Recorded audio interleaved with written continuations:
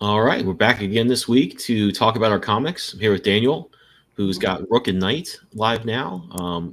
Charlie McKelvey will be here in a minute, probably, to talk about Spider-Squirrel and Trash Panda special, which is live now. And I'm going to talk about my comic, August Purgatory Underground, which is in pre-launch now and be launching August 1st. So, Daniel, how's it going, man? Good, just well, because you're just north of me, it's hot and sweltering out here. Yeah. As soon as I saw the thunderstorm that hit around lunchtime, I'm like, oh no, upstate's gonna be bad. Oh man, we could use some of that up here. We had a dark cloud coming all day, and it's real hazy because I think we're getting that smoke again from the fires up north. Yeah, And I just get like a headache that builds up all day, and it's worse when I'm outside. yeah. And my wife was on the phone with somebody within the county, whatever their office is, and they're like, "Oh, it just started pouring rain," and I thought, "Great, we're gonna get it," and nothing at all. So we'll Yeah. see. Hopefully, we get. Actually, if we have a few more days where it's not too wet, I can get back into our chickens' coop and clean up a little bit there. Because we've had so much rain, it's just like a disgusting bed of mud. Ooh. And I do not. My wife's like, "Have you gone in there to check for eggs in the smaller coop that's in there?" I'm like, "I don't go in there when it's when it's wet. I'm not going in there at all." It probably smells so bad. It smells like you imagine. Chickens are not clean animals, but yeah, they're running out of food, so I'm gonna have to get in there in a couple days, rain or shine. But as much as I'm sure people want to hear me talk about our chickens, um, let's talk about for a while Rook and Knight. Let me share the tab here. All right, so Rook and Knight is live now. It's got 11 days to go, and it's closing in on its goal. And I got to read this a few months ago, and so I know it's good. And it has some great covers, some great. I think you have a sticker that's pretty cool looking, Yeah, and that's I have trading cards cards, as obviously, well. trading cards. Yeah, it was Um, updated. Got a couple of new ones coming down the line for that as awesome, well. But yeah, uh, so you can add on the cards as a special add-on. very cool. Plus, I'm we got. jealous of that. I want to get some cards going for August one of these days, which we Yeah, talked about a little bit last week. I was talking to my Kickstarter, coordinator promo guy. It's like, let's do some, homage cards, some trading cards. I'm like, sure, let's go for it. Yeah, yeah, absolutely. I mean, I said this last week, but I get such a nostalgia like high from seeing these old, these homage cards from all that '90s stuff. Those were such a cool. I mean, I liked baseball cards a lot when I was a kid, so it was a pretty easy jump to combine that with comics. But just seeing those designs, I'm like, oh, that's so cool. It's great to see that. And actually, I meant to ask you about this. So I saw somebody on Twitter. I think you had retweeted a quote from someone who'd read the comic, and they said it's like kind of your version of Batman and Robin if Batman broke one of his rules. I Well, thought, yeah, I would say yes and no. okay, He's not out to kill anyone, but given mm-hmm. his current instability, a little bit of instability, Mm-hmm. it's a risk that's going on, Yeah, and his son is noticing this. yeah, and that's what I thought was. I got that, and I know Batman's one rule is generally, he doesn't kill anybody, but I think he's got a lot of other rules, and I think that's what at least I took from that quote, the pool quote, was that it was, um, him playing it really carelessly, Yeah, basically, in a way that we don't really see Batman often do. I mean, there was yeah. that I Venom know I saw story that arc. one today too. Hold on. Okay. Oh yeah, it's from the guy who was helping me on the Kickstarter, Joey Okay. Galvis. Oh yeah. Okay. Cool. Yeah, I'm going to talk to Joey next week. So that'll be cool. But yeah, that's definitely like summed up the way I looked at it because I liked what you did so much with the story in terms of it being, it's clear that this is like a Batman and Robin type relationship and status quo that they have, both in terms with each other and their setup in terms of how they relate to other heroes and their place within that community, how the villains react to them, stuff like that was really cool. And I liked so much of how what you created here.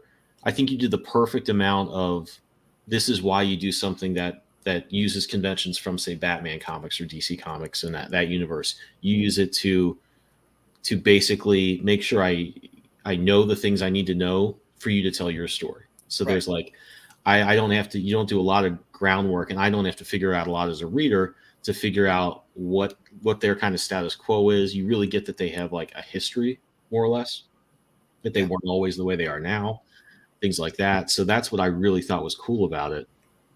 That it just kind of did the perfect dance of not just like retreading, oh, it's Batman, but I made it up. It's like my version of Batman.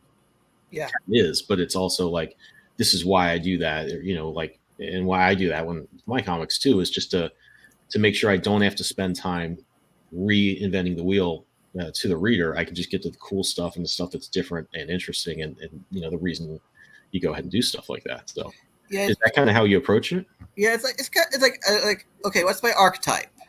Mhm. Okay, I take for example, Superman, Liberty. That's Liberty's a Superman archetype. Yeah. But then I have to find my way with that Mm-hmm. instead of just replicating what someone else does. It's like I have to find my angle. Yeah. My approach.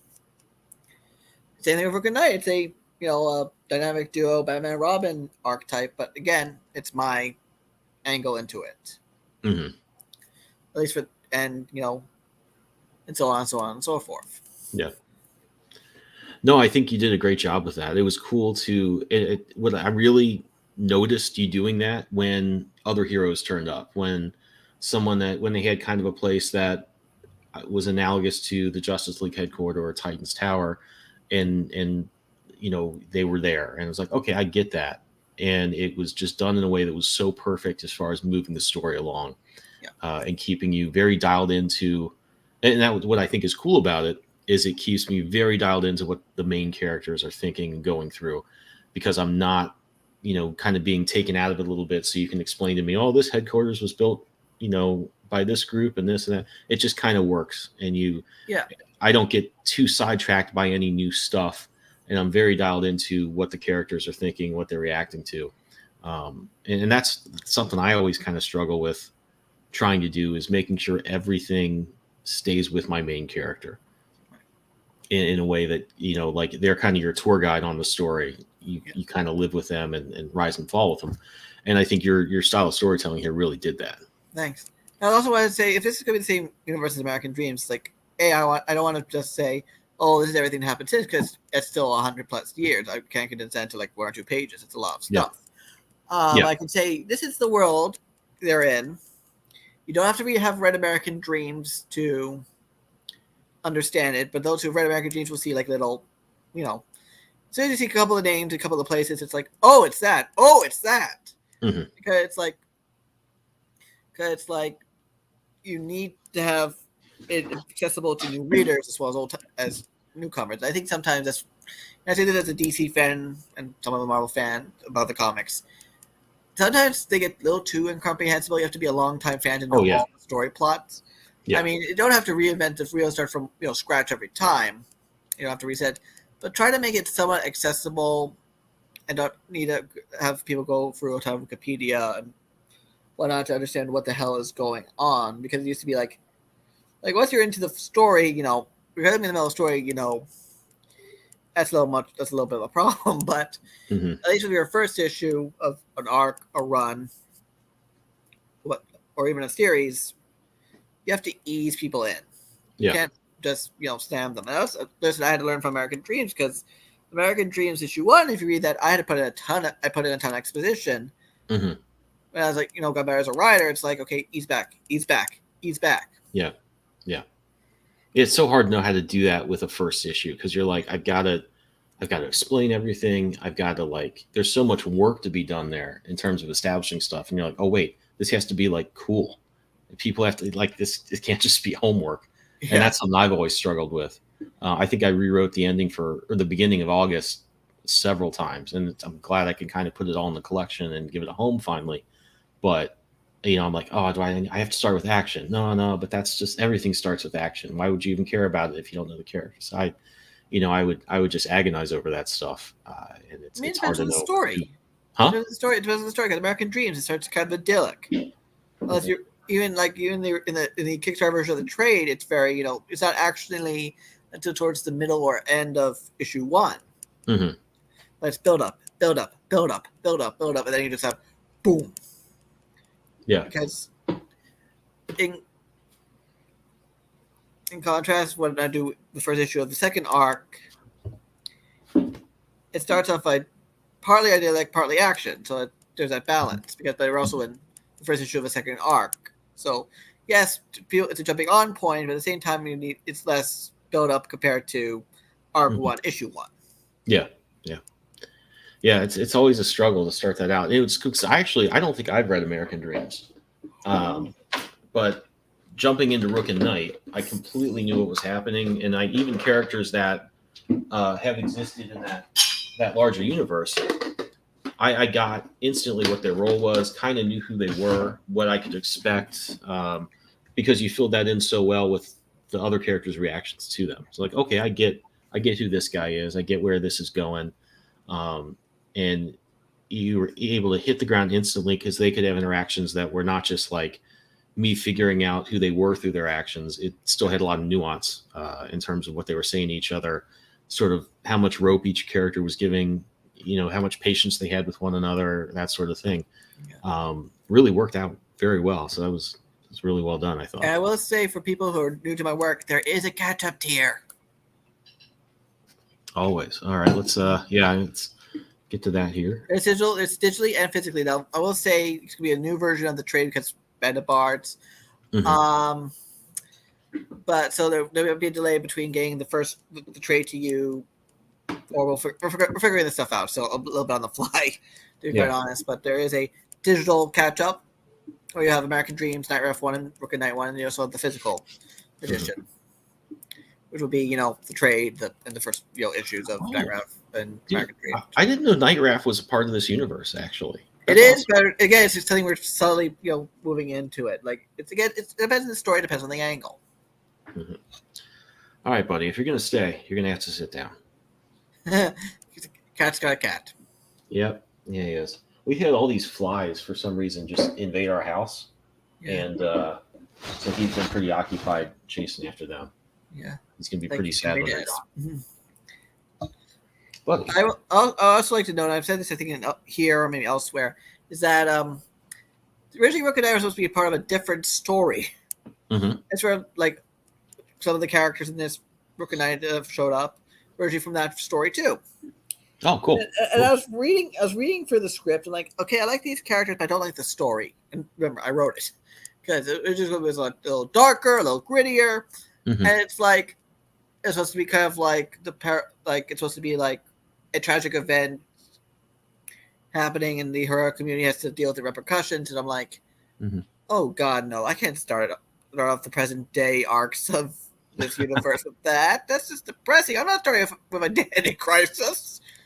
Well, no, I like a identity crisis, but it's not something you want to start a real story. Yeah. First present day jump on point with. It's a little too grim. Yeah. No, and I think the scope of what you've got going on in this issue is right. It's like the right fit. I always talking about Batman movies with some friends, and like the Nolan ones, which I like kind of. They almost got to the end of each one except the second one, which is probably my least favorite actually of the three.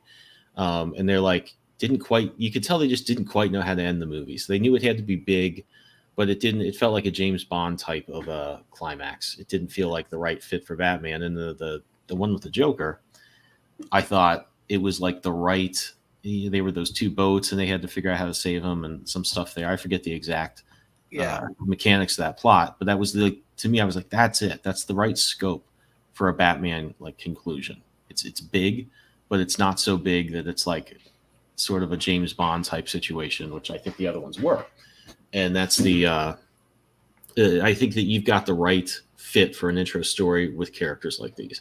I like the things I'm wondering what's going to happen to them, by the end of it are, I think, the right amount of anxiety is quite the word, but the things I'm worried about for them, I guess is maybe the way to say it, is the right thing for characters I've just met. If it was any bigger, a little more epic, I think it would be not that involving. I wouldn't be that worried about what they do. So yeah, and I'm weird because the Nolan Batman films, I only really like Batman Begins. I had like nice balance of realistic and comic booky, and then for the other two, it's just like thriller and bat drag. Yeah, I can see that. It's like it's Batman. You slap Batman onto it, but it's not really feel like a Batman film. I think I like I like the third one a lot, just because I like it's kind of a Rocky movie structure. He gets beat, he has to come back, he beats up the Yeah. bad guy, with a lot of other junk thrown in there. They're all a little bit too long. I feel like the first one was the only one where he felt really heroic, which I Yeah. kind of liked. But the my biggest thing with them is I sound like such a stickler for stuff when I complain about things like this, or when they see like a costume, like, oh, people are going to complain that this one little thing wasn't like in the comics. I'm like, you're right. It's stupid to care about that. I completely acknowledge all that, and yet I'm like, why couldn't they have done this costume like it's supposed to be? Like I still get hung up on those things, and I look at the Nolan movies, as cool as they are, um, and I love that they take it seriously. But the way they tried to explain everything, well, this is why he has the batarangs. This is why he does this and he does that. Like, I didn't really need that. And it's not necessarily that much fun to learn, oh, this is why he decided he needed a cape. Like there's just not a lot of entertainment value for me there. Like, oh, he fell off a ladder once and now he's got to have a cape. Like, okay, cool. I mean, I get it. I think they almost were so intent on taking it seriously that they had to explain everything, and I Yes. didn't necessarily enjoy that. I mean, I'm here if I'm in the ticket, if I'm buying a ticket for the movie, I'm already pretty on board with the whole Batman, Yeah. experience. But I don't need the. I think Nolan was slightly embarrassed, maybe doing a superhero Yeah, film. yeah, I think so. I think same way with like it's, and then I think that did not help, of course, with Man of Steel. He was the director, that he Yeah, was the producer, and yeah, that, of course, put the entire DCEU onto quicksand. yeah, Start thing, and they got the wrong director and everything, so it's a whole. yeah. I don't hate that movie as much as I think most people do. Although Same. It's like my issue is not so much with the movies; it's with yeah, that director's fan yeah. base. It's no, it's I don't I don't want to get those people mad at me, but it's not so much. I'm just like, was there anything there that cool that you had to see there? I mean, they even leaked the what would have been the rest of the story for the Justice League stuff, and I'm And it like, sounds horrible.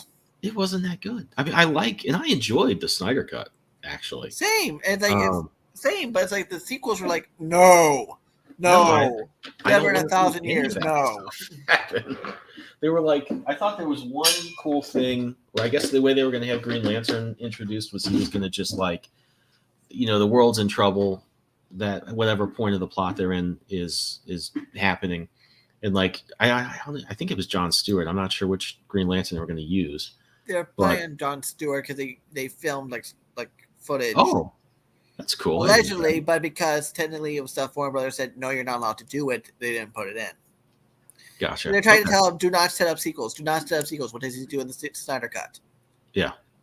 All right. Well, I can see that. Yeah. But I liked how they were going to bring in Green Lantern, and I kind of liked some of the role that the villains played in whatever. I don't even remember the exact sort of gears of the plot for that one, but I I mean, it's do. pretty much the same plot as the theatrical, just a little longer, a little more, with more detail. Oh, no, I meant the what the plans they were going to have for the Oh ones yeah, after it was that. like I remember, like it's like Batman. It's gonna go called Superman. It's like Yeah, I didn't care for that stuff at all. And they had like there were some pretty cool Jim Lee illustrations, I think, that illustrated parts of the plot that would yeah. happen. Apparently, it was not supposed to be even the final idea. Probably Yeah, I just hope it stuff wasn't. people, especially as the draft had leaked. Yeah, And part of the problem is the people who really were for it are just no.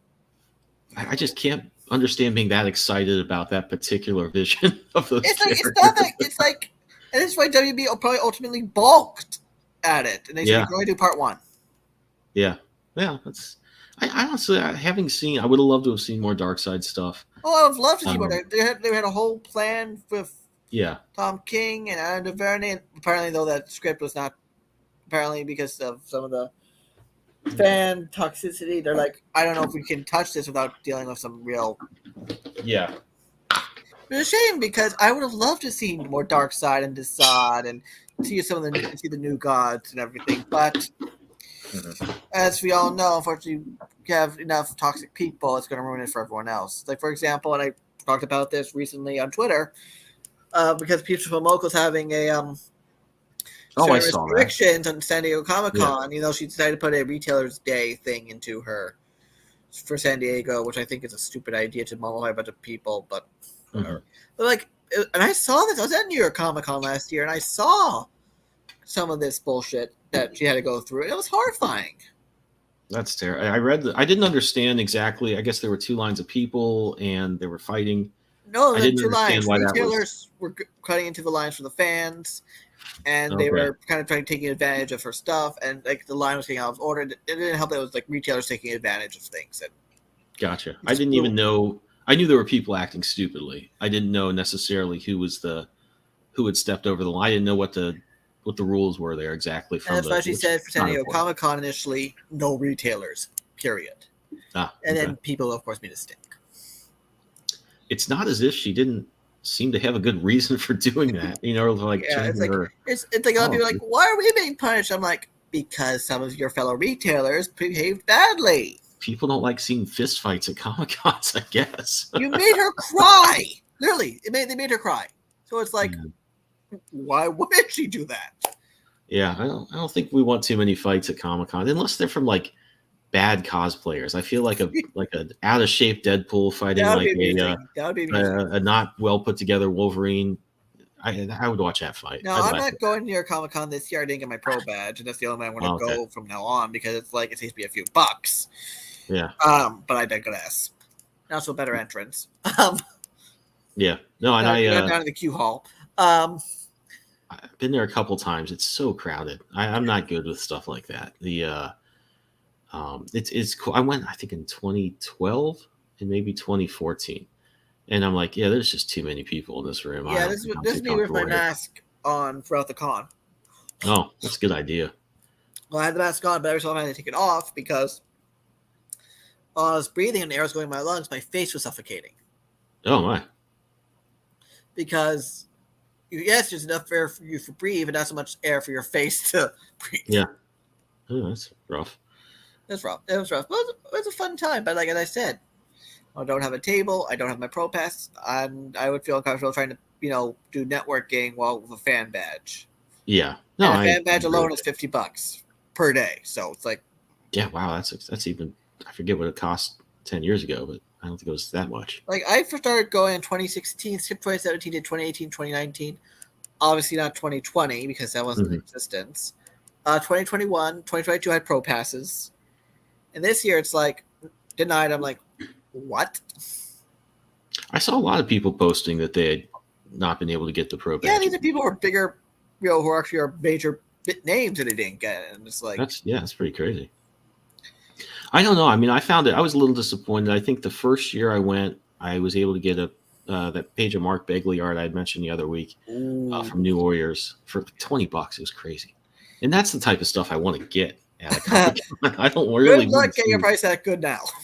Oh no, I would. I mean, I'm like, it was cool to see I think there was a 30-foot Optimus Prime or something. I'm like, oh, that's all right, I guess. I don't know. I don't need to see that. That would not get me to go downtown. I spent all my time in Artist Alley anyways. To what? I spent all my time basically in Artist Alley anyways. Oh, yeah. And when I'm upstairs, I really just hit the publishers. Because I'm trying to, network, and I'm more there for the comic stuff. Oh, I got friends who are in Artist Alley, so I want to catch up with them. Yeah. Yeah, that to me is the only reason to do it. I don't know if I'm going to be able to go this year. Because I'm not really too into going there. And then I have some birthdays around there, too, so I might just be in Cincinnati. Yeah. But we'll see. I actually had taken days off for it, but then I'm like, I didn't get in, so I have no reason to, have those days off anymore. Somehow but I appealed, but I doubt that appeal is going to work. I'm going to be at Baltimore Comic Con in September. Oh, that's right. Yeah, I think Charlie's going to be there too. Yeah. I saw him. I'm in the alley. He's a guest. Yeah, sounds cool. I'm going to have to go to that one of these days. We have some family down there. It's fun and it's comics focused, which is so nice. Yeah. You get three celebrities who are media celebrities. This year it's Neville Longbottom from Harry Potter.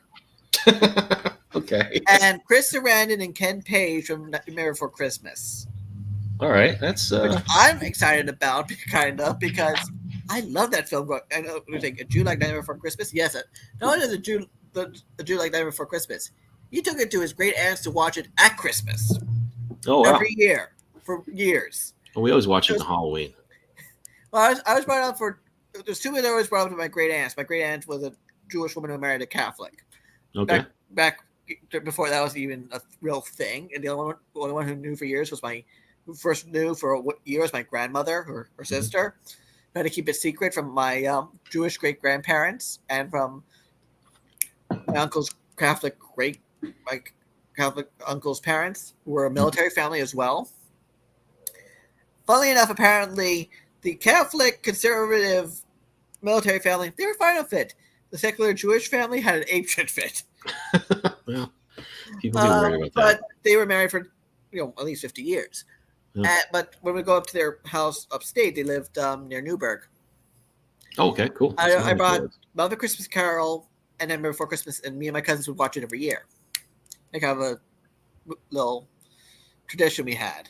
Oh yeah, no, it's fun. I love those traditions. We have ones for every holiday. I feel like our movie watching schedule, my wife and I, is just like set from like starting pretty much now, watching Jaws like on July 4th, through the rest of the year. It's almost like we don't even have to figure out what to watch. It's what we did, because it's funny because at my great aunt and great uncles, it was basically for Christmas. It was basically majority Jews except for like one or two Christians. Mm-hmm. Which is kind of funny. But speaking of celebrities at those cons, the first con I ever went to was in Columbus. I was in college. I think I was 18 or 19. And I put together a bunch of Superman sample pages. I was going to try and show just to artists, get some pointers, maybe network a little bit.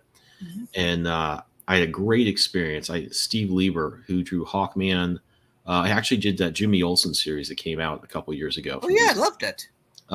He took like a half an hour to talk to me. He was incredibly gracious, pointed out a lot of things. He's like, I see what you're doing here. I know what you're thinking, but you're never going to be able to do that. You got to do it this way.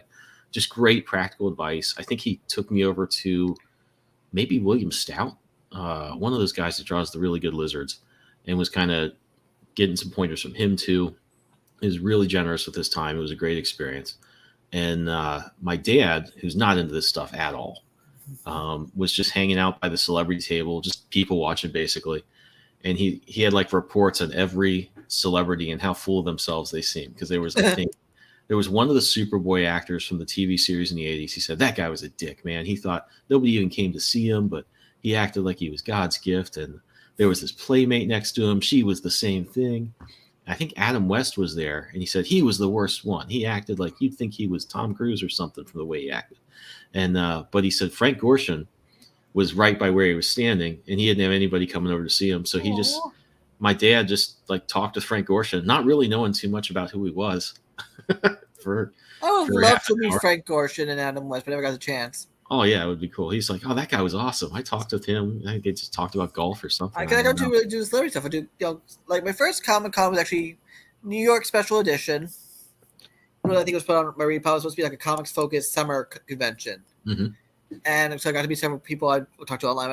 Like Gail Simone gave me a big hug because she saw how freaking nervous I was to get my first ever con. Oh, that's nice. I met Scott in person because he would do signings all over the city, but he and I talked. Basically, had Jerry Ordway. Jerry Ordway drew a Superman for me. Basically, held court. Oh, that's awesome. And basically telling stories to everyone in the line about the Superman office in the 90s. Oh man, I'd love to have heard that. It was great. And then my first New York Comic-Con was 2016. I said, Stanley's last, I have to go. Mm-hmm. And I got a picture with him. I'm of course doing what he approved. Yeah. And then I have one book signed by him. Oh, that's awesome. Just one book. Nice. And it's a trade, so it's not like it's good. So it's a little more easier to preserve. Jerry Ordway was, I think, my favorite artist when I was a kid. He's so nice. I loved his stuff. He seems like a class act. Nice. Have you ever read that Batman movie adaptation he did? I have not, but it's on my shelf. It's great. It's the best artwork. I think I've got it too. I think that is so first good. edition too. Yeah, I mean, I randomly picked up at a convention. Yeah, it's the first printing. When I was 10 when it came out. Like I was looking at a convention in Long Island at the Cradle of Aviation Museum. I was taking a break, went downstairs to like the vendors, and I'm like, "Oh, Batman 1989, I'll take that." Oh, you're not going to be disappointed. It's such a good. I think it's the first because I read a bunch of comics when I was really little. I loved Superman. Kind of got out of it and was more into just playing baseball until Batman the movie came out when I was 10, and then I was back in the comics like full tilt. So I was just really starting to get comics then, Well, and I picked that one up, and I was kind of shocked later on because I thought all movie adaptations were that good. I'd get ones for other stuff. I'm like, why did these all suck? That other one was so good. yeah. Well, I was born in '89, so obviously I did. This is probably a little younger than I am by like a couple months, maybe like half a year or 2 year. But well, I'm thinking about it. So I found some really cool like gems randomly just on my breaks going through like back bins of Okay. trades. I have a first edition Camelot 3000 trade Oh, awesome. and a DC versus Marvel trade. And I have not read those, so I'm scared to damage them. Oh, yeah. Yeah, I think those are pretty good stories. I'm trying to remember. We got a comment from Street Unity saying, "How's it going, fellas? I don't get in here much, but I do follow you some. I'm very busy, but I really dig your artwork and ain't read it. Be honest. Well, I'm glad you like the artwork. Hopefully, you'll like the story when you have some time to check it out. But yeah, thanks for commenting. Thanks for checking out the stuff. Appreciate it. But yeah, those are some cool stories. I mean, that Batman adaptation. I think they just did an artist edition of it, which I'm trying to find. One of these I think days. the artist edition is like a re-release hardcover or something like that. Yeah, it's really. I hope it's like that artwork. I've never seen anybody with such a realistic style do so good at likenesses. And I think I've read interviews. He didn't even have. I think he had like 2 pictures to go from. So he didn't even really. It's not like he could just trace photos, which is what you'd probably do now.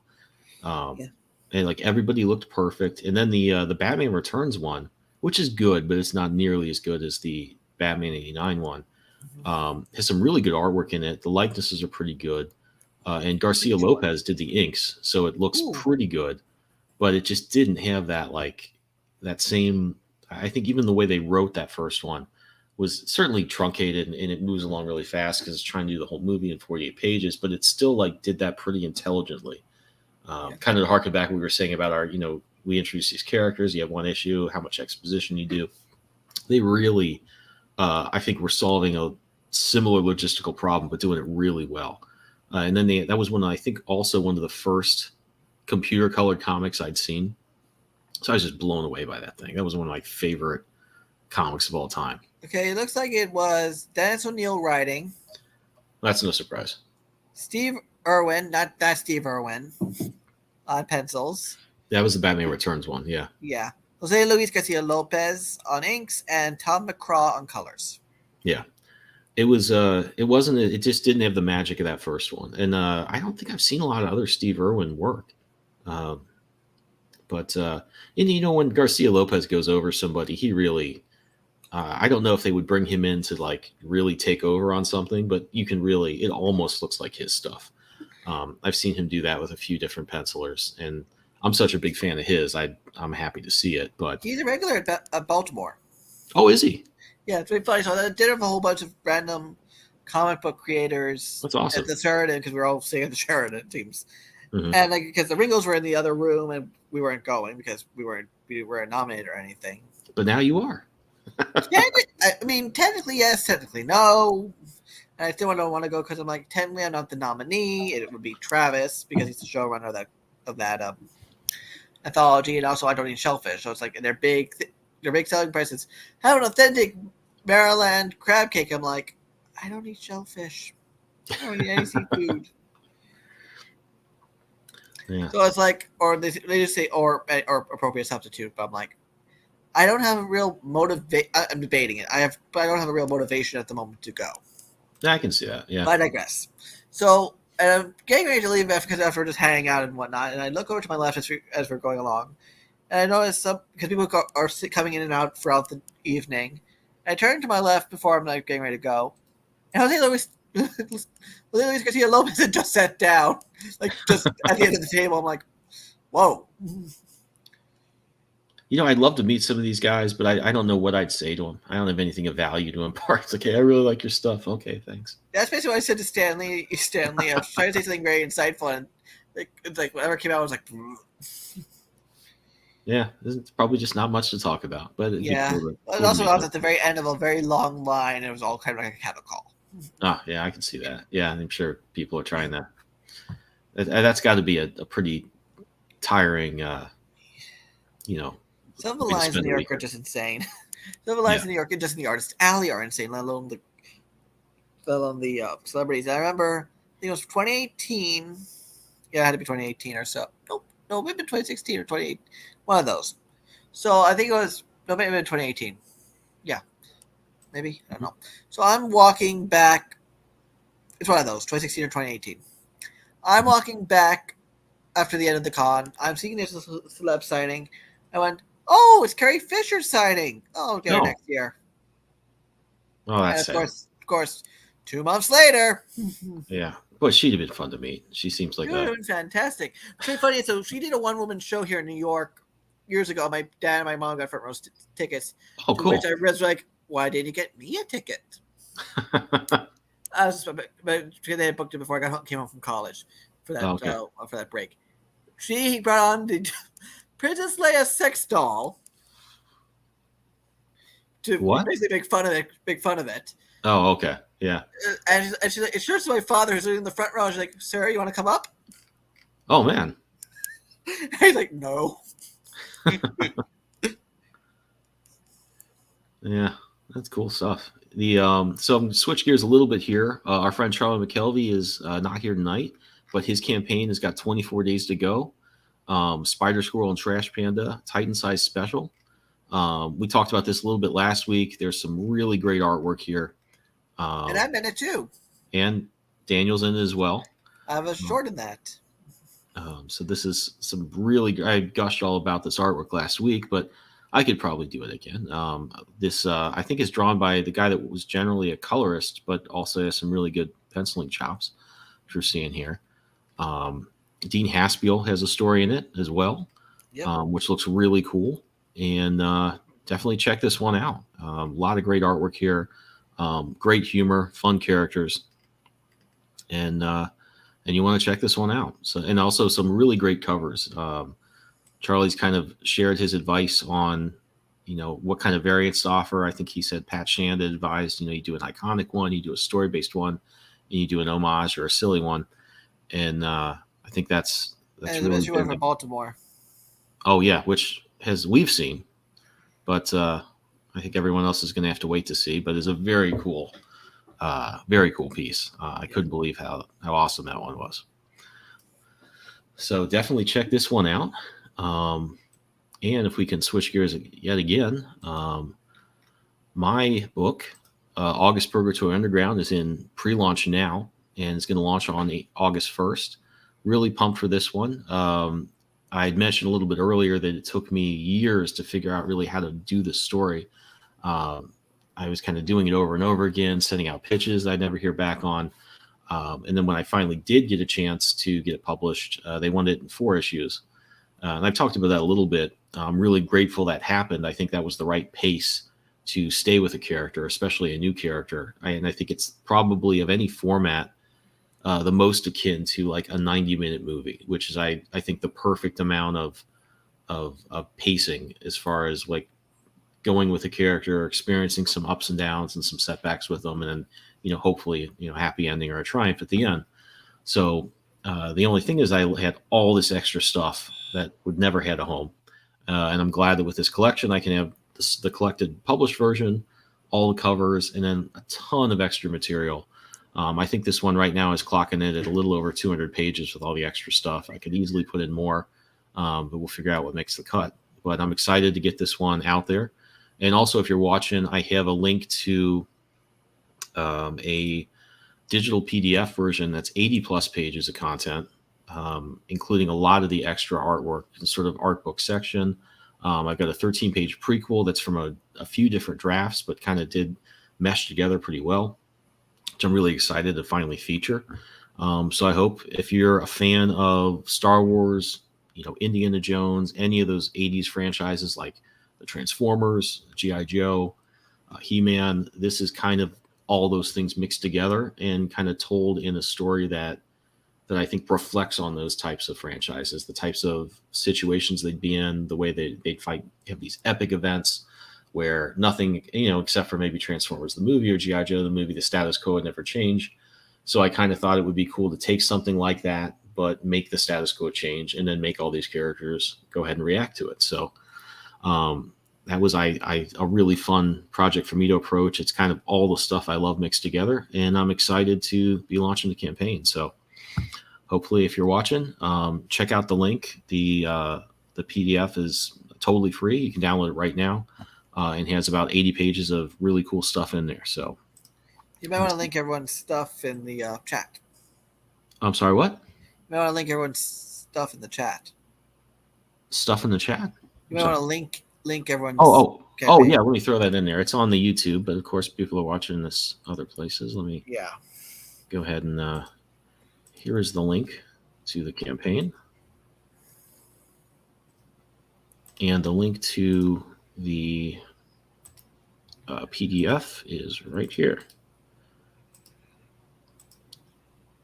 So let me see if I can share my screen real quick here. And how do I do that?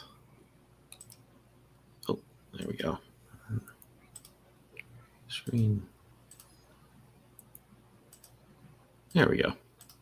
Yeah, so here's the cover, of course, and it takes you through, like the beginning of the book. We've got half of issue 1. I've got cover gallery, some pretty cool stuff. I've got my prequel and kind of an explanation of what it is here, which I'm really excited to finally get out there. I really like a lot of things about these previous drafts, but didn't fit within kind of what I wanted to do with the final version of the story. So I'm really excited that when I went back and looked at this stuff, I'm like, this still works in the continuity of the story. So I was kind of excited to get that out there. And then, of course, I've got a lot of different looks at, the extra artwork I've done, some sketches, some stuff just for fun, all sorts of stuff. So very excited to get that out there. And if, like I said, 80 pages of content that you can check out, has a link to the campaign. So you can get the whole book if you like it. And pretty excited to get this one out there. Mm-hmm. I remember my trade was like 140 something pages. Oh, okay. Give or take. Yeah, cool. But like that's with main story, prologue, 2 shorts, and cover gallery. Okay, very cool. Yeah, I think with the direct market version, I'm not sure if we're going to do a version of August yet. But when we do get to that with Red 5, it's going to be pretty much just the story is the way they usually do it. And let me drop a link for Scarlet Twilight 3, which is in previews. Joey, Ben and Dan, 2 of my favorite people. Well, likewise, man. Joey will be here next week to talk about some of the awesome stuff he's doing. So I'm pretty pumped for that. And yeah, good to see you, Joey. Thanks for joining in. But yeah, that's what we were kind of touching on earlier about just figuring out how to get these stories started. And it's really hard sometimes to figure out like not just how to introduce your characters or how much exposition to do, but sometimes you come up with scenes I think are really good, or at least ones I've done. And that's some of what I was showing just previously.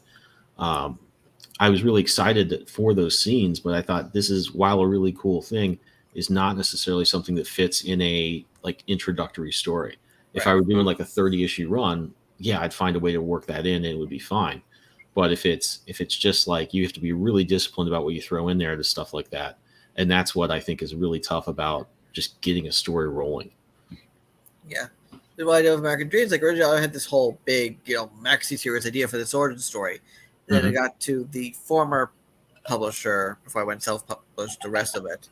It's like, no, you have to get this down to 4 issues for this opening arc. I'm like, I'll give you 5. Okay. And so I said, okay, I have to squeeze as much as I can. While leaving some plot threads dangling to come back to eventually. Mm-hmm. Yeah, And of course, those plot threads are going to start coming back a little bit in arc 2 of American Dreams when that gets running and going, because those first 2 issues are drawn. That's the trade and hardcover version we self-published last year.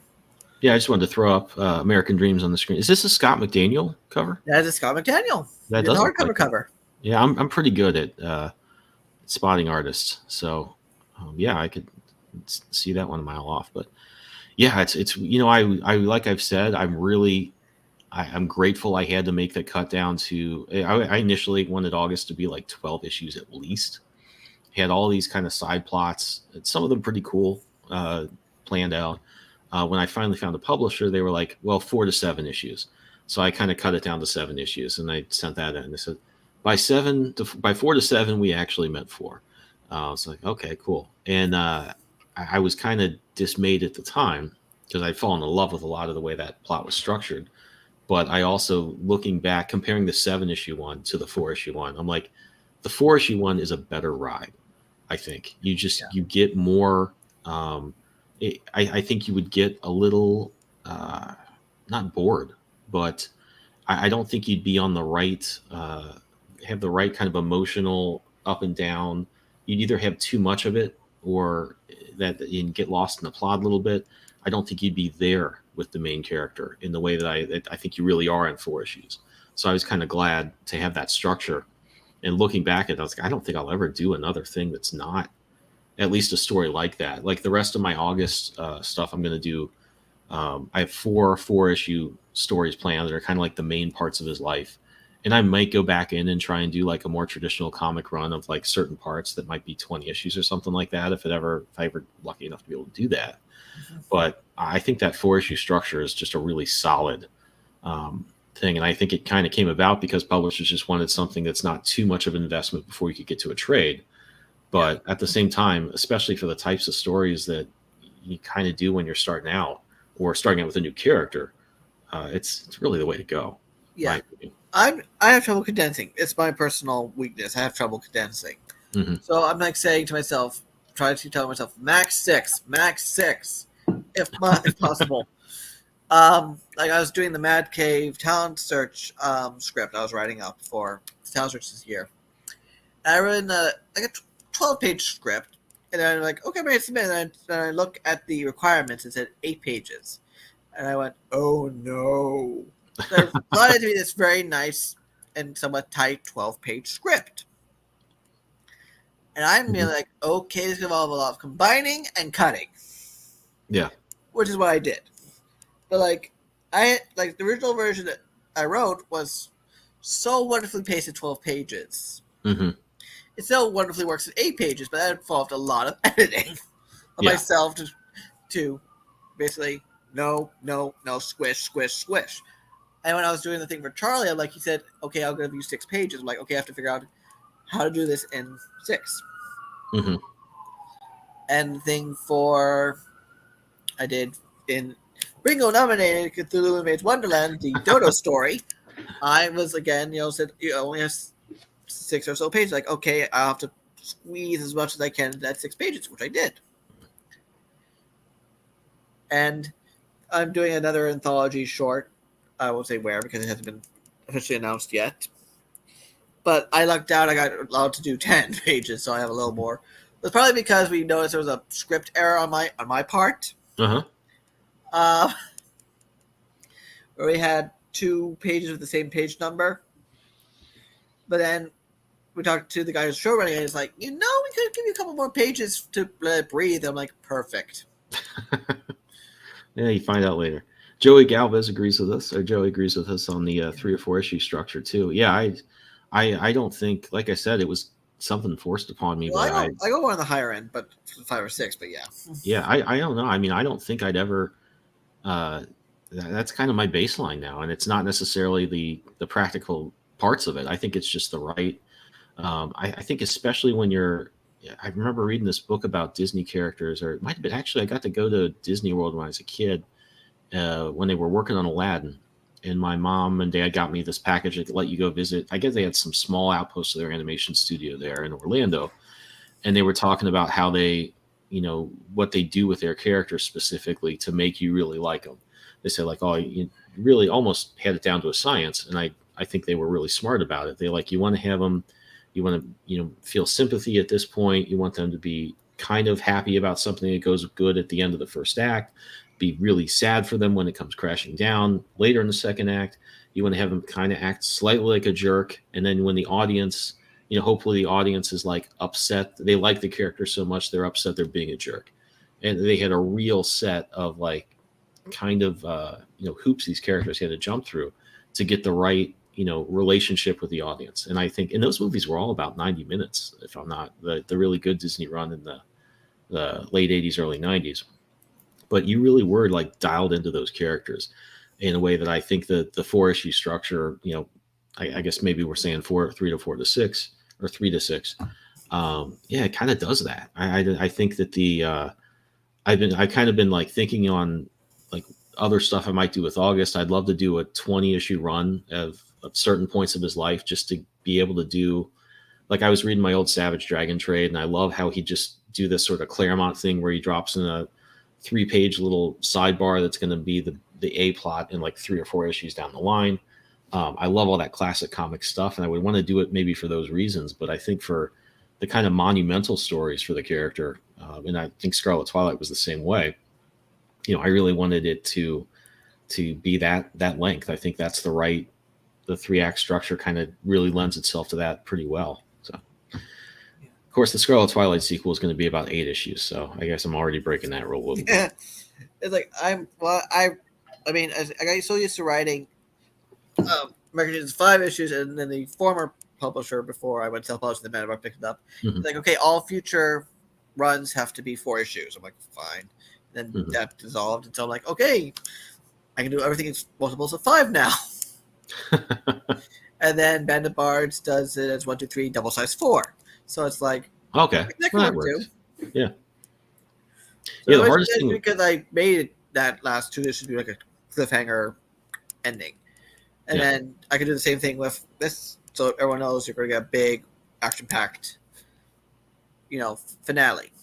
Yeah, I am not good with cliffhangers. I'm really struggling to do the Scarlet Twilight sequel. I've got pretty tightly plotted out for 8 issues, and it's going to be, I'm going to try and basically do Crisis on Infinite Earths, but if it happened in the 1940s, in terms of the style of the comic and stuff like that, in the setting as well. But like one thing I did when I sat down and really like looked at structuring it was like, you need to have good cliffhangers every single time here. And like I just kind of made that like one of my personal goals for the whole thing.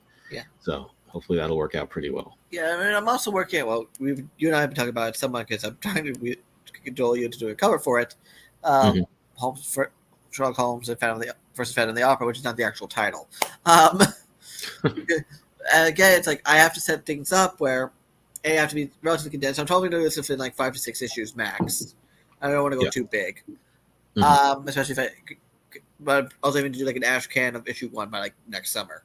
So I have a year and change with Jay, Shike, and everyone doing it.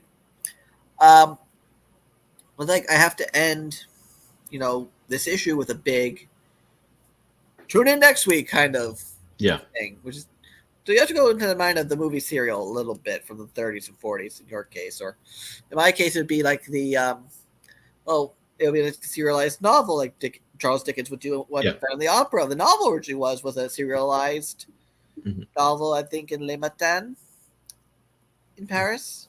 It's like originally a serialized novel. Let me just do a quick check. Because I remember, I think Gaston Leroux worked for Le Matin or something like that. So, yeah, I think one review somebody wrote of August's first issue, and I kind of agree with them. They were like, well, I wish it ended on more of a cliffhanger. And I kind of looked at the first issue like I was thinking of it like a pilot for a show, which is generally like introduces a lot of stuff, has kind of a miniature version of the conflicts the character is going to face, but has kind of a resolution. Like most pilots are kind of mini movies. They have a bit more resolution than, episode 3, has before going to episode 4. Yeah. So I was kind of thinking of it that way.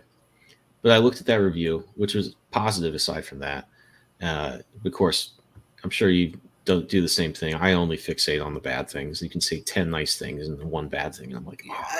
it's like great reviews, but the bad thing ruins your day. It's like it's the thing you obsess about. So Oh, Panda the man. Opera was originally was in a newspaper called Le Okay. Gaulois, All right. but it's now part of Le Figaro. Okay. Was that like a serial, like a metal, like heavy metal or something, like an anthology that Well, collected Le Gaulois serials? was a French daily newspaper from 1868 and then Okay. 1882, and Phantom of the Opera originally was published in it as a serial from 1909 to 1910, and then in the 1920s it was bought out by Le Figaro, which is another Gotcha. big major French Paris daily. Yeah, that's cool. But it's very funny because you also think about Sherlock Holmes started off in the Strand magazine as a serialized novel of Study in Scarlet. I did not know that. I've actually only read Hound of the Baskervilles. I got to confess, I didn't much enjoy it. But I've got an audiobook. I'm going to give it another try because I'd love to be able to just find another series to run through.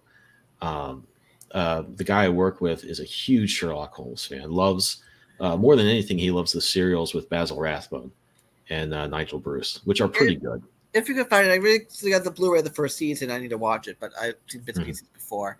You want to get the Jeremy Brett series. I've heard good things about that. My He grandpa is really so likes good at Sherlock Holmes. He's wonderful at Sherlock Holmes. Yeah. It's funny Oh, because the other thing I have with him that he was the male ingenue in the film version of My Fair Lady. is that right?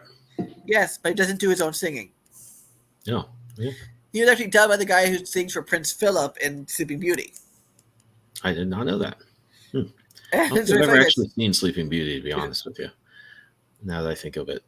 So it's like the two romantic leads, really. Mhm. Eliza Doolittle and the character played by Jeremy Brett are both dubbed. Oh, yeah. So Audrey Hepburn's dubbed, Jeremy Brett is dubbed. Of course, Rex Harrison not dubbed because he doesn't really sing; he speaks things. He's kind of I've heard some people say like it's almost like a rap.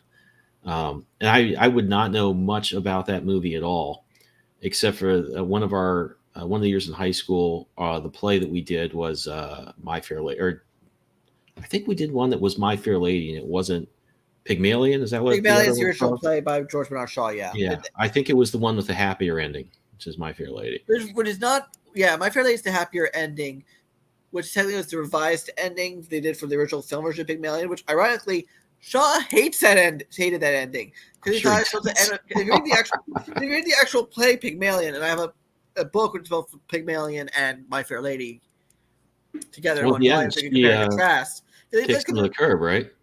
What? She kicks him to the curb at the end of the Basically, original, she right? says, "I'm going to open a shop," and she leaves, and Henry Higgins is laughing hysterically because he's a misogynist bastard. And that's how the Shaw play ends: is Henry Higgins laughing his head off. I think But that's kind of funny. when they did the film version in the 30s, they had to change the ending, and Shaw did not like that. But when Yeah.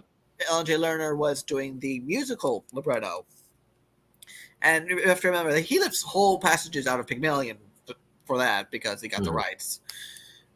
But he does the happier ending. But here's the twist: Lincoln Center did My Fair Lady a few years ago, and they made it more of an ambiguous ending, That seems like a good. where you don't know, is she actually leaving him or is she coming back to him? Where after Eliza was dealt with my slippers. Okay. So it's a Probably a lot more good way to ambiguous do it. in that production. Yeah, I think people would not respond well to going to the people coming in from Wisconsin to see the Broadway show, and at the end, it's a sad ending. I think people would not. As I said, they made it Be happy ambiguous. about It that. could be happy or sad, depending on your point of Yeah, view. But well, happy. It could be happy if she's returned to him and she's been part of it, Yeah. or happy, sad because she's finally standing up to him and she's out of his and she's leaving him because he can't go on and change.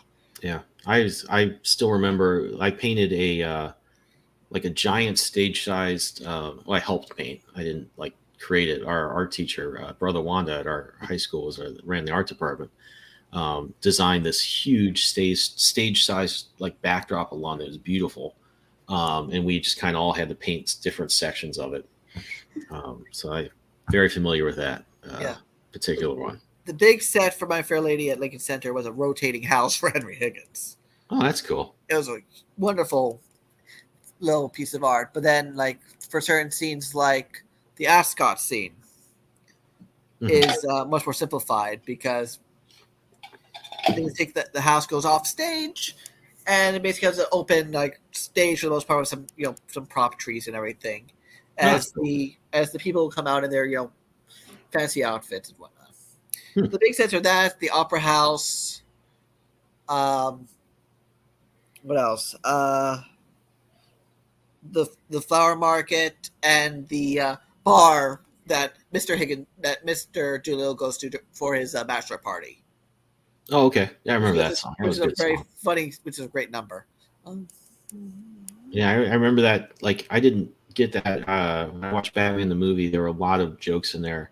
When we did My Fair Lady in high school for the play, um, there was like I heard that song is like "Get Me to the Church on Time." It's like, oh, that was a joke that the Joker said in Batman. Now I get it.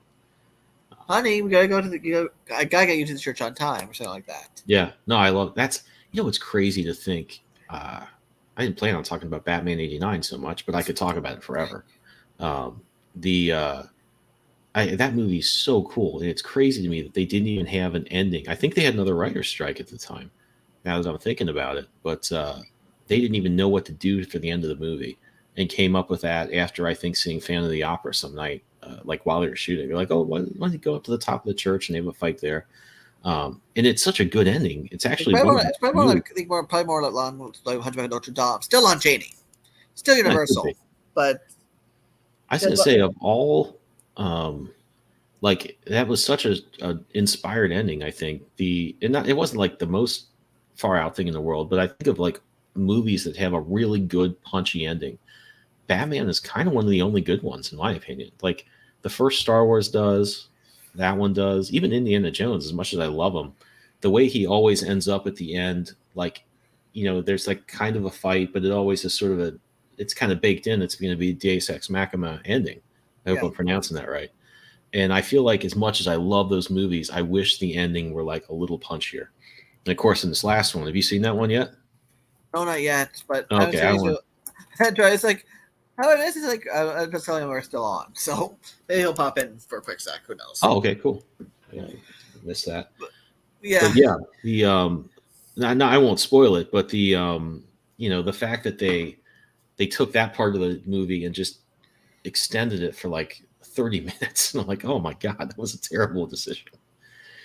But I'm interested to hear what you think if you do see that. The rate things are going at movie theater. I probably won't be able to see it just on Disney Plus.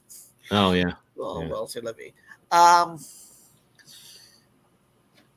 it's like interesting because let's go back to Phantom of the Opera, Lon Chaney. If you originally when they were doing the 1925 Sign film, which is my opinion the best version of the Phantom of the Opera on film. Okay. They're originally going to have a more ending closer to the book, where he's like dies of a broken heart, and because he lets Ron, Christine, and Ledoux, who's really the Persian, if you read the actual novel, Ledoux is basically a character called the Persian in the book, and he dies of a broken heart. Unfortunately, this is 1925, and ambiguous endings like that are not in vogue, so they have to have a big, punchy, rocket ending. That's why you get in that film version the giant riot and chase through the streets of Paris. Oh, okay. At one point, Lon Chaney running past the Notre Dame set as the Phantom of the Opera as a little cameo joke. Yeah, I was going to ask you. So I don't know how much you want to talk about the Phantom of the Masquerade. I can talk a little bit without I can talk a little bit without giving too much away because I do want to start promoting a little bit because it's probably a project for next year. I really am excited for. Yeah, well, I'm just interested. I think that's a really. I'm surprised no one's ever thought to put those characters together in a big way. People have technically. Okay. But here's the thing: it's normally just Sherlock Holmes dropped into Phantom of the Opera, the novel. That's it. I have a novel in my backpack called The Canary Trainer. It's like how you get it because like I have at least one of those novels, The Canary Trainer, which is basically Sherlock, written by Nicholas Meyer, who people know best as the guy who wrote the best, who wrote and directed the best Star Trek movies. He also is a great Sherlock Holmes pastiche writer, and one of the pastiches he wrote is basically that. But like most of these pastiches, is basically Sherlock Holmes in the events of the novel. I'm not doing that. Yeah, so it's more of a sequel to Phantom of the Opera. Okay, that to me makes a lot more sense, and it does. I mean, it almost like if they did exist in the same world, things happen obviously in Phantom of the Opera. you could see them like contacting someone like Sherlock Holmes to look into it. Like it really makes a lot of sense. Yeah, so It's a a lot really of good those novels fit. is basically during his what's called the missing years or the grand holiday or whatever it's called. It's the years when he's out and about because everyone thinks he's dead. Okay. Whereas some of them are like, oh, he's just away. Or some of them. One comic I've heard of, he is summoned to help investigate the opera ghost by the very put upon managers of the Paris Opera. Mm-hmm. I said no. This is going to be a sequel to the original novel instead of just dropping him in there, and just because that's too easy. Yeah. Okay. And it's been done a lot. So that's step number one. Step number two.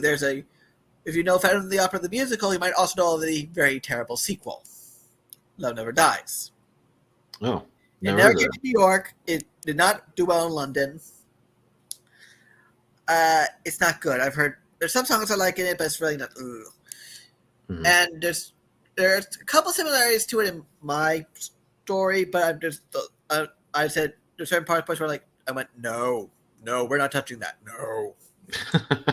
The only similarity is don't work. The only real similarity is the Phantom's back and Raul and Christine have a son. Okay, that's it. That's good. No, I feel like spoilers. I'll do some spoilers for Love Never Dies. In Love Never Dies, the kid is really the Phantom's and Christine's. Oh, okay. Which I felt to be really creepy. Yeah, and it also is kind of similar to Raul, who I always thought was the hero, felt is the along with Christine are the hero characters. Mm-hmm. And I'm like, no, we're not doing that. So in my version, the Phantom's not above playing on that fear, even though it's not true. Because if you read the actual novel, Eric, the Phantom, is a huge asshole. Well, he's the bad guy, right? Well, he's a bad guy, but he is really horrible. And I was like, oh, he's so romantic. No. Yeah. He's a Byronic hero. No. I can kind of see that part of it. I mean, no. Have you ever actually? I mean, there's a movie called The Phantom of the Paradise. I've never seen, but I've always wanted to. It's bonkers. Okay. It looks crazy, but it looks like something I'd like. And I was actually looking at some mask designs because you had mentioned that for the cover, possibly.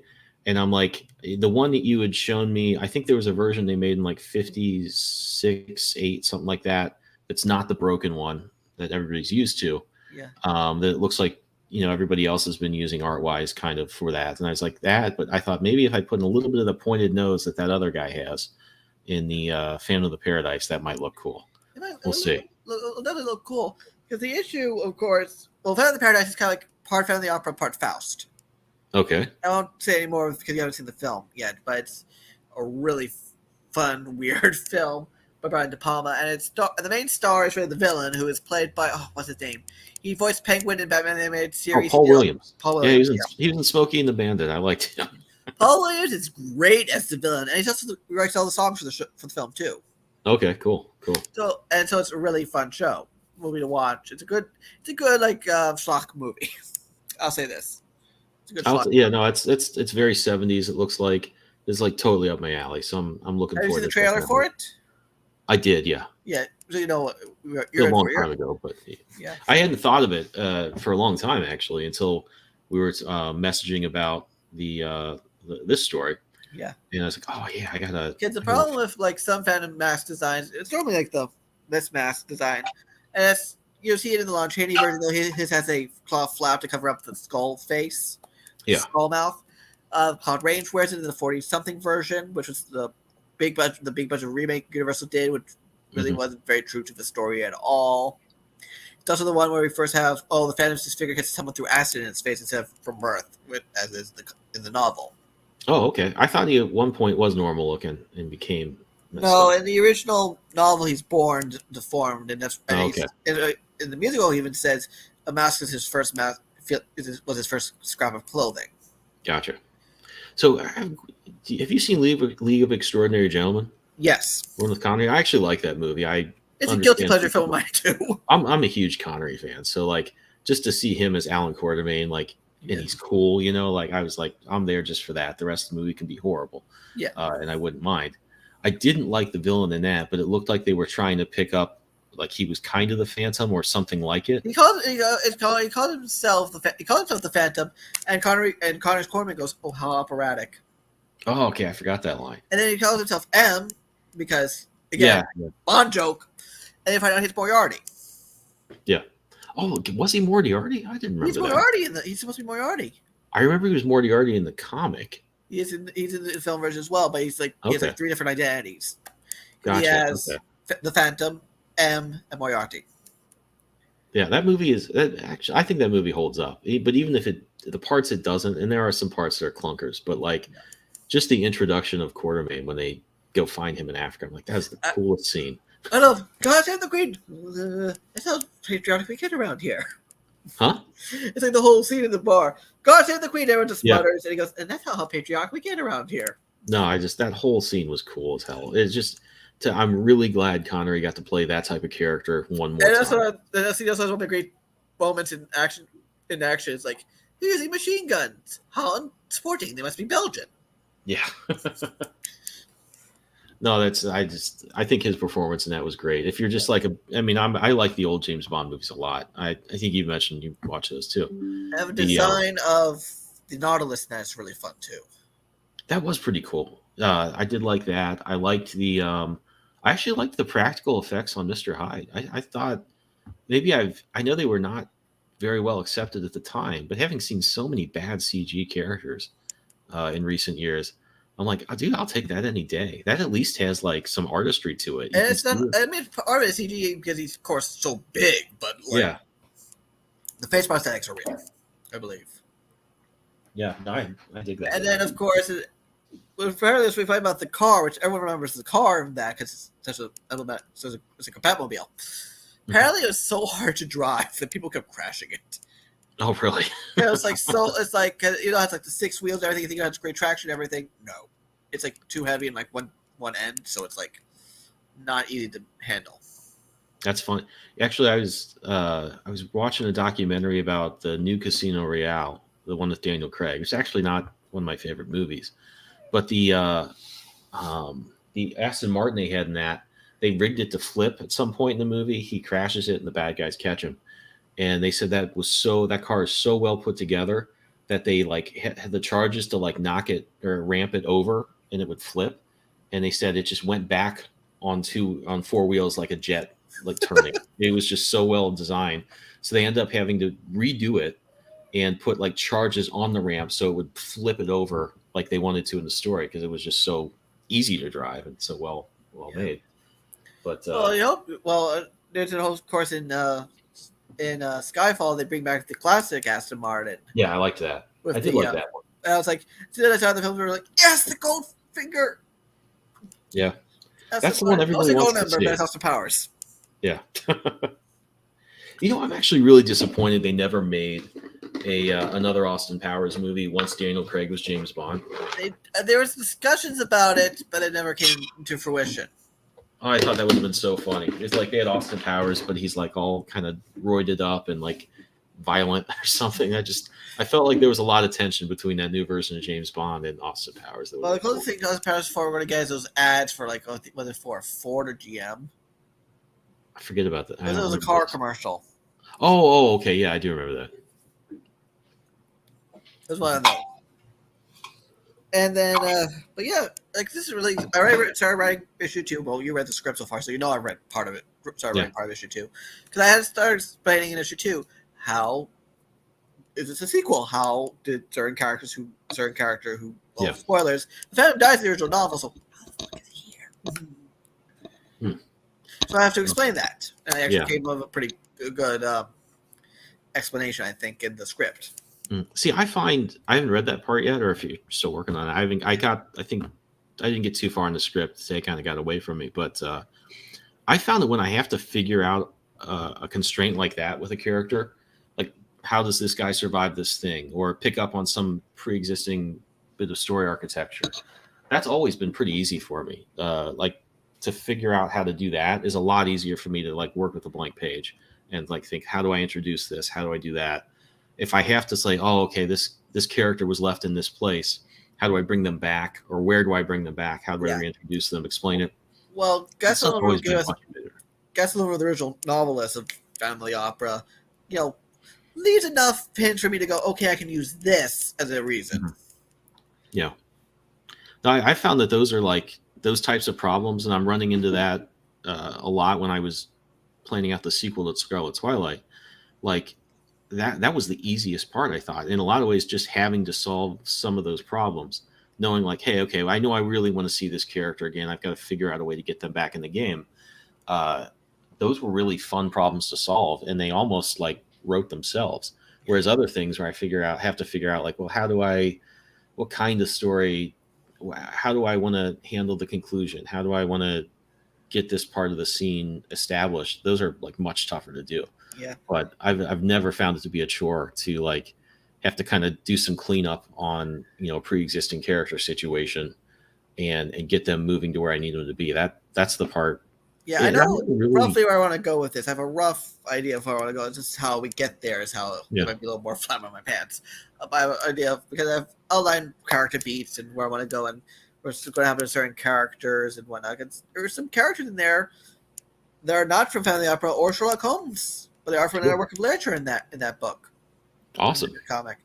And when you get to the part, you're going to go, oh, that character. That's from this book by a different author, and you're putting them in. Very cool. Very cool. Actually, this, it's weird. I haven't gotten too far into the script yet, but a lot of the things you're doing are a lot of what I'm trying to do with the Scarlet Twilight sequel when I get to that. So a lot of ground to cover before I get there, but it should be fun. And it's also really fun because other joke, because I said this is not love never dies, but it's like obsession never dies, and that's what really is the theme. Because the Phantom's obsessed, Holmes is obsessed because he's kind of a little PTSD after all these years, because this is taking place like 6 months after the adventure of the empty house. So this is 6 months after he's come back, quote unquote, from the dead. Mm-hmm. But like he is bored out of his mind, so he's shooting up the cocaine again. Mm-hmm. And there is a sequence where he sees the ghost of Moriarty just coming to him, and there's like I describe his head as this giant gash in his head. He's dripping wet from the waterfall. He's just coming towards him. It's like, let me end your suffering. Oh, wow. Creepy as hell. And this is, after all, a ghost story of sorts. Oh, dude, I'm really excited to read the rest of the script. Like I said today. And I said it's like full of issue 1 and like the first 6 pages of issue 2. But like there's some really fun stuff going on, and you can find out in this. And I figured out for this version of what happened to Watson's wife, because we all know Watson's first wife died between the adventure of the final problem and the adventure of the empty house. Okay. So there's a very tragic reason for how she died. Okay, cool. In this version, which is going to be which is going to really help him with Ross and connect with the Chinese in this version. Very cool. Joey Galvez asked a pretty interesting question. I'm sorry, Joey, I keep calling you by your entire name, which is a little weird, but as I'm reading. But it says, I find my panel descriptions are a bit too much and my dialogue is not, so should I cut back? The opposite problem. Yeah, I don't see. I guess I don't really write a script out. I write it in like Excel and plan it out, draw it, and then sort of fill in. Sometimes I have bits of dialogue written, but that's the most I get to. But I've read a lot of scripts from different writers that I'm going to draw, and the panel descriptions being long is not necessarily a problem. It's a problem when it's like, for me at least, logistically to solve.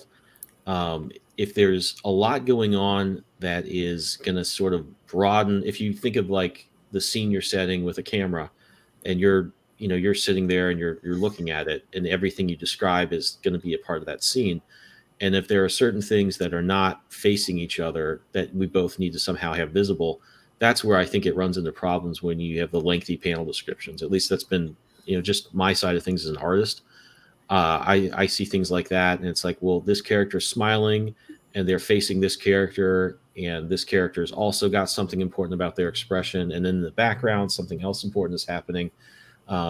Every time there's like a new thing, it cuts down on where I can put my camera, so to speak, and that's where it gets tough. Now, if you had a huge panel description, but it really focused on details of one really good isolated viewpoint, that wouldn't like bug me at all. I don't know. Like I think that would be great. My only thing is where it really starts to limit what I can do with the picture itself. And the biggest problem I have is, and I run into this a lot with storyboards.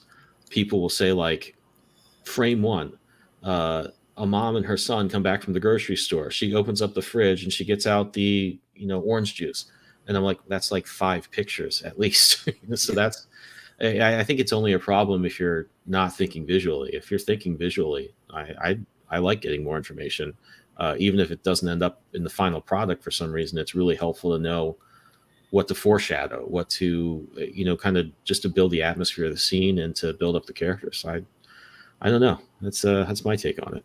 Yeah, I try to give just enough. I don't like to give too much detail because then I'm just being like a bit of a micromanager, Hmm. in my opinion. But then you have someone like Alan Moore for Watchmen, where he would write each panel with a page like description. Yeah. And I'm like, how did like Dave Gibbons not like throttle him? See, I don't. I've seen those scripts, and they're crazy detailed. But I It's like think that if it were, I think when actually this is a good. I got another script from someone that I'm trying to make my way through, but the week has been so busy, and they have huge panel descriptions, but they are very good. They think like a filmmaker, and I think he also is a filmmaker.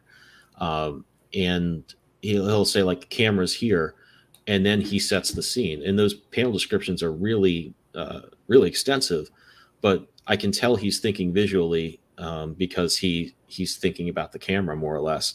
He's not describing things that are like over here and then the main thing is over here, and I've got to like somehow figure out a way to put that in the same panel. And even if you can solve that problem visually, it ends up being like really undynamic.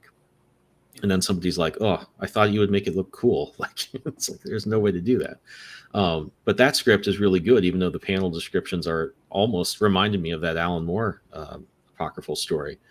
But they were all like focused on one visual, and that's as far as I'm concerned. I like getting all the detail I can, as long as I can still, as long as it's not putting more things in there that can be in one picture, effectively, or make it one picture, but I have to zoom out so far that you couldn't really, it could look cool, or it might not be that clear. So yeah, that's it's the just artist well, I side of can me. turn it's like the Alan Moore thing. It's like if you look at like some of the pages, it's like he is telling instructing how to do everything just down to like the how a hand should be positioned or Hmm. like a prompt position. It's like let the artist be your partner. You should give them some Yeah. extensive leeway so it doesn't go crazy.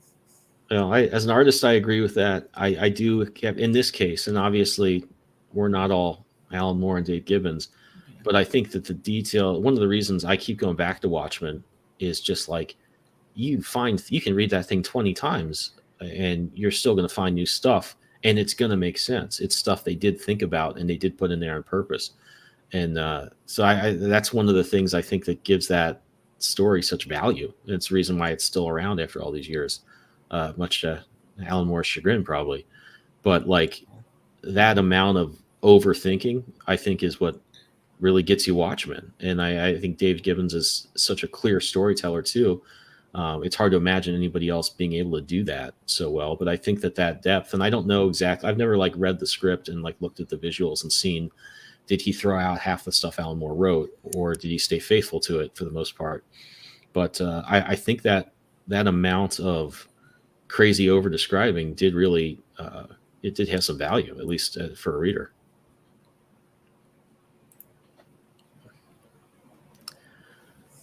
Yeah, so I've actually got to probably wrap this up. It's getting to be almost 9:30, but yeah, we'll do this again next week, hopefully. Yeah. And Joey and Street Unity, thanks for stopping by and chatting. Daniel, thanks for being here. Well, And like I've said, everybody, check out our books. I've got links in the description for Daniel's campaign, Charlie's campaign, which those are both live now. My campaign is in pre-launch, and there's that preview you can check out. And till I see everybody again, keep making those comics. hi guys. Night, everybody.